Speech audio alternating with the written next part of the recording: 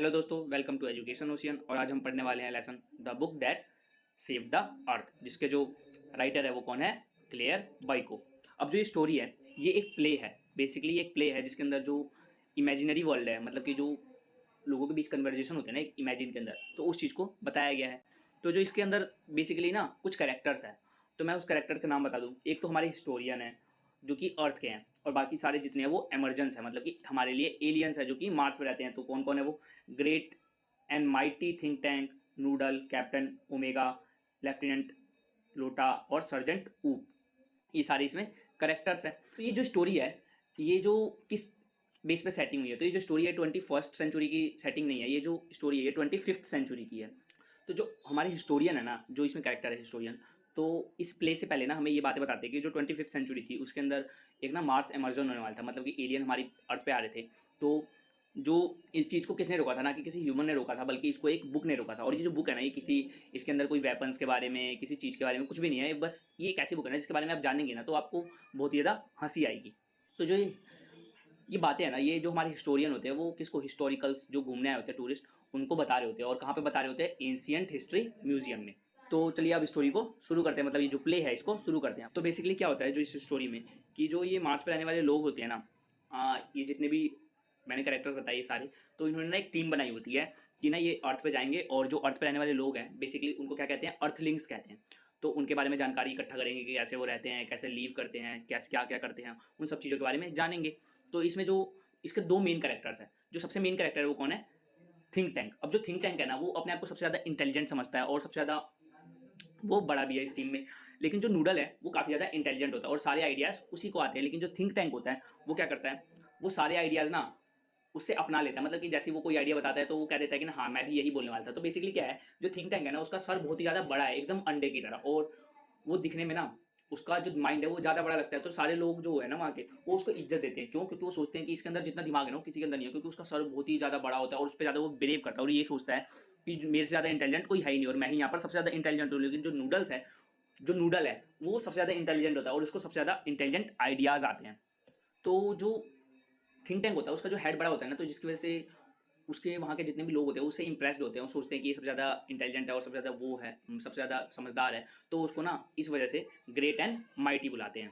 तो अब क्या होता है कि जो थिंक टैंक है ना वो जैसे ही कहीं पे भी एंटर करता है तो जो उसका नाम है ना वो बहुत ही जोर जोर से, जैसे राजा के आने से पहले उनका नाम पहले नहीं लिया जाता था, तो वैसे ही उनका भी नाम लिया जाता है। तो बेसिकली ये जो चाहता है ना कि इसका जो इंट्रोडक्शन है वो सबको अच्छे से सुनाई दे, और ये कोई भी इसका इंट्रोडक्शन अच्छे से नहीं देता है तो उसे कहता है कि इसको अच्छे से इंट्रोडक्शन दो, अच्छे से बोलो और सबको मेरा नाम पता चलना चाहिए। बेसिकली अपने आप को सबको जनवाना चाहता है, सबको बताना चाहता है कि मैं कितना ज़्यादा इंटेलिजेंट हूँ और कितना ज़्यादा महान हूँ। क्या होता है ये जो है ना, ये उनसे जो वहाँ पे लोग होते हैं उनसे पूछता है कि हमें ना आज ही जो अर्थ पे उस पर एमर्जन करना चाहिए और हमें वहाँ जाना चाहिए। तो वो कहता है कि अपनी जो स्पेस टीम है उससे कॉन्टैक्ट करो और उससे पता लगाओ कि क्या हो रहा है और कैसे हो रहा है और सारी चीज़ें पता लगाने को कहता है। और उसके बाद क्या होता है, जस्ट यहीं से सीन जो है वो बदल जाता है। तो अब जब सीन चेंज होता है ना तो ये लोग कहाँ पहुँच जाते हैं, सारे के सारे अर्थ पे पहुँच जाते हैं और अर्थ की एक लाइब्रेरी में पहुँचते हैं। अब लाइब्रेरी में क्या होता है ना, इनको बहुत ही सारी बुक्स दिखती हैं। अब ये ना बेसिकली अपने आप को खूब ज़्यादा इंटेलिजेंट समझते हैं, लेकिन ये उतने ज़्यादा इंटेलिजेंट होते नहीं है। तो ये सोचते हैं जो बुक्स रखी है ना, ये बेसिकली इनका एक स्टोर रूम है और यहाँ पर इन्होंने जो अपना सामान है उसको स्टोर करके रखा है, जो कूड़ा कबाड़ है सब कुछ ऐसी चीज़ें। तो फिर क्या होता है, ये सब ना पूछते हैं, जो वहाँ पर थिंक टैंक होता है उससे पूछते हैं कि आप हम में से सबसे ज़्यादा समझदार हो और आपको सबसे ज़्यादा पता है, तो आप ही बताओ कुछ, ये कौन सी जगह है और यहाँ पर ये सब क्या है। तो बेसिकली जो थिंक टैंक होता है वो कहता है कि ये जितनी भी बुक्स जैसी चीज़ें हैं ना, मतलब कि जो बुक्स होती है वहाँ पर, उनको कहता है कि ये बेसिकली एक सैंडविच है, मतलब सैंडविच है जिसको लोग खाते हैं और उन्हें उनकी जो प्रॉपर है वो डाइट है ये, और वो उसको खाते हैं, इसलिए जो ये लोग ना ज़्यादा खाते होंगे इसलिए इसको इन्होंने स्टोर करके रखा है। तो ये सारी बातें उन्हें कहता है। तो अब क्या होता है, जो थिंक टैंक होता है ना वो कहता है कि हमने जो ये चीज़ें बताई ना, ये सैंडविच ही लग रही है, और लोग भी सब उसकी बातों को मान जाते हैं कि हाँ ये सैंडविच ही होगा। तो जो थिंक टैंक होता है वो जो ओमेगा होता है उससे कहता है, कैप्टन ओमेगा से, कि ना आप ना इसको सबसे पहले ट्राई करो कि ये क्या है, मतलब हमारी जो थ्योरी है इसे सिद्ध करने के लिए, इसे प्रूव करने के लिए। तो जो ओमेगा होता है वो कहता है कि सर मैं क्यों ट्राई करूँ, ये वो, मतलब वो बहाना बनाने लगता है, उसको ट्राई नहीं करना होता, वो नहीं खाना चाहता है। तो कहते हैं कि क्यों ना ये लेफ्टिनेंट जो आयोटा है वो ट्राई करें। तो जो लेफ्टिनेंट आयोटा होती है वो बेसिकली एक लड़की होती है, तो वो कहती है कि हाँ मैं क्यों नहीं ट्राई कर सकती, मैं करूँगी ट्राई, ये तो मेरे लिए गर्व की बात है कि मैं अर्थ पे आई हूँ और सबसे पहले यहाँ पर जो चीज़ है खाने की वो मैं ट्राई करूँगी। तो वो ऐसा सोचती है और वो उसको ट्राई करने के लिए मान जाती है।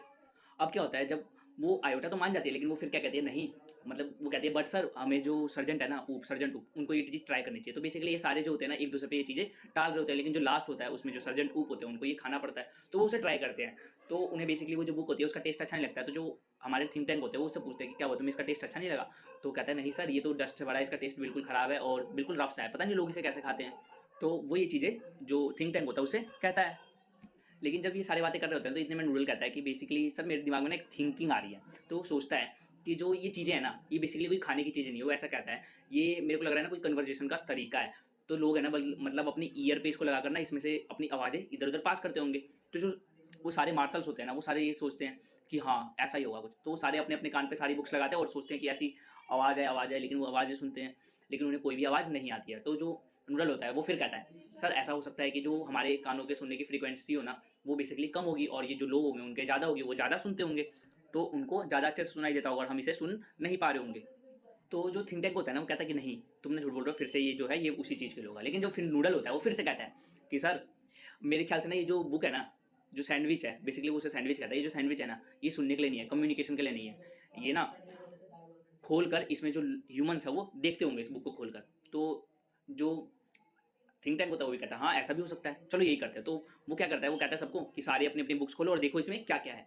तो जब वो सारे देखते हैं तो बेसिकली आपने यहाँ पर देखा जो नूडल्स है उसको सारे आइडिया आते हैं, लेकिन जो थिंक टैंक है उसको वो क्या करता है, सिर्फ उसकी हाँ में हाँ मिलाता है। लेकिन जो उसका हेड है वो बहुत ही ज़्यादा बड़ा है, एकदम माइटी है, तो लोग उसको ज़्यादा सोचते हैं कि वो ज़्यादा समझदार है, लेकिन ऐसा नहीं होता। जो नूडल होता है वो ज़्यादा समझदार होता है। तो अब क्या होता है, जब वो सारे बुक्स देख रहे होते हैं ना तो उनको उसके अंदर कुछ समझ नहीं आता। वो सारी चीज़ें देख रहे होते हैं, बेसिकली उसके अंदर मार्स इमर्जन कुछ लिखा होता है, उन्हें कुछ भी समझ नहीं आता है।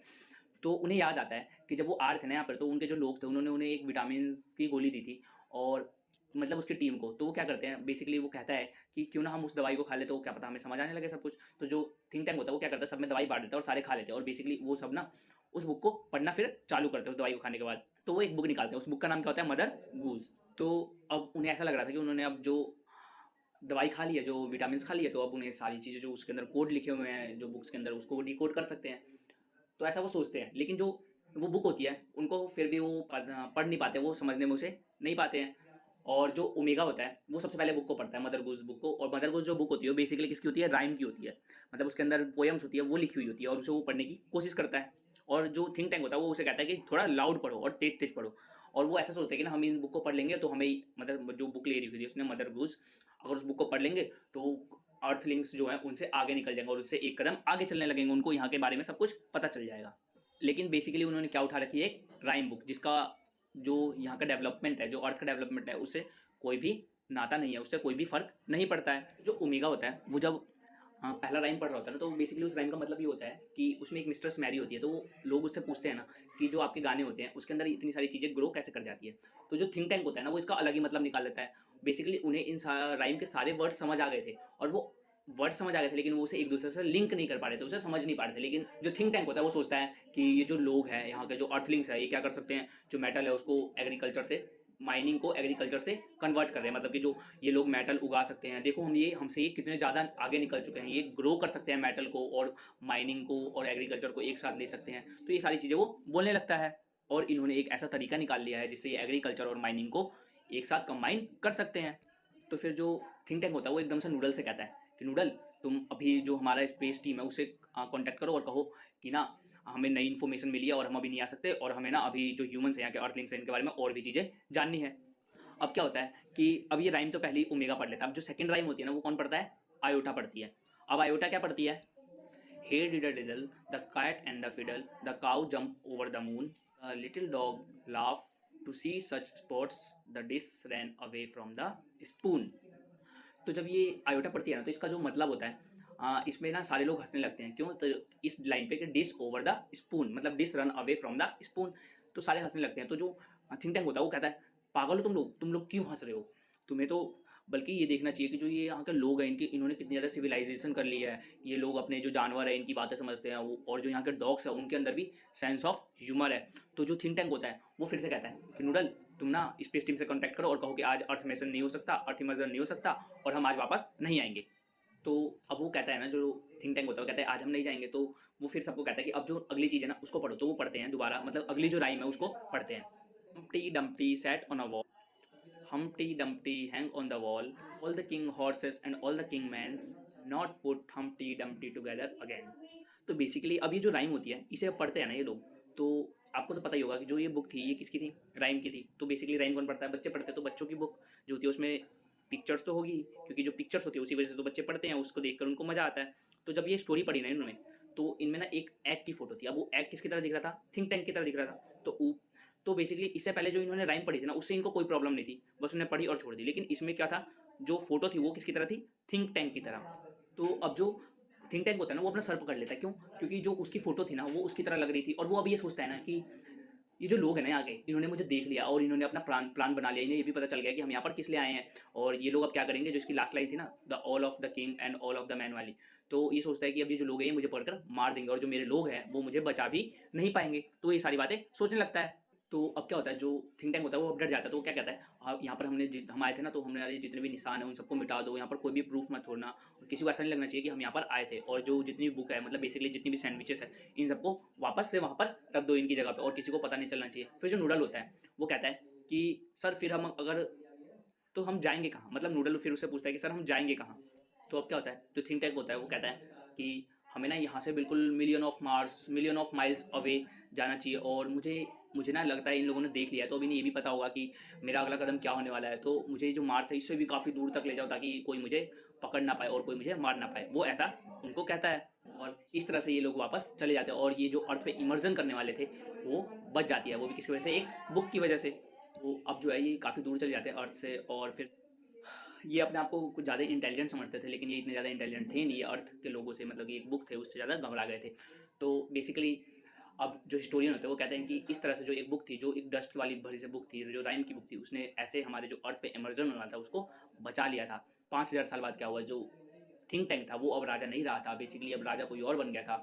वो मतलब कि उन्होंने कुछ बाद में अपना वापस से मार्स से कॉन्टैक्ट बनाया, और अब राजा कौन था, तो अब राजा था नूडल। वहाँ का राजा अब कौन था, नूडल था। तो अब जो नूडल था वो किंग बन चुका था। तो क्या होता है कि वो अपने जो वहाँ के लोग थे उनको सब कुछ सिखा देता है कि क्या ये कोई सैंडविच नहीं है, ये बुक्स है और इसके अंदर लोग पढ़ते हैं, इसको समझते हैं। और जो अर्थलिंग्स थे उन्होंने अब मार्सियंस से कॉन्टैक्ट बनाया था, और उन्होंने बताया था कि ये बुक्स होती है और इसे कैसे पढ़ा जाता है, और सब कुछ सिखा दिया था। और जो मार्सियंस थे उन्होंने अपने कैपिटल में एक लाइब्रेरी भी बनवाई थी और वहाँ पर बुक्स रखी थी। और इस तरह से जो मार्सियंस थे और जो अर्थलिंग्स थे, मतलब जो अर्थ के लोग थे, इन्होंने अपना एक फ्रेंडली कनेक्शन बनाया था। और वो बताते हैं कि जो वहाँ पर मार्सोपोलिस एक कैपिटल है, वहाँ पर उन्होंने एक लाइब्रेरी भी सेटअप की थी, और वहाँ पर दुनिया की सारी बुक्स मिलेंगी, सिर्फ एक बुक को छोड़कर। वो भी कौन सी बुक, मदर गूज, इस बुक को छोड़कर। और यहीं पे जो ये प्ले है ये एंड हो जाता है। तो जो इस स्टोरी से मतलब कि सिर्फ एक ही कंक्लूजन निकलता है, और वो कंक्लूजन क्या है, जो हाफ नॉलेज होती है वो क्या होती है, ज़्यादा डेंजरस होती है। तो कभी भी किसी चीज़ की हाफ नॉलेज नहीं रखनी चाहिए। अगर आपको ये वीडियो अच्छी लगी हो तो इसे लाइक और शेयर जरूर करना। मिलते हैं अगले वीडियोज़ के साथ। Thank you.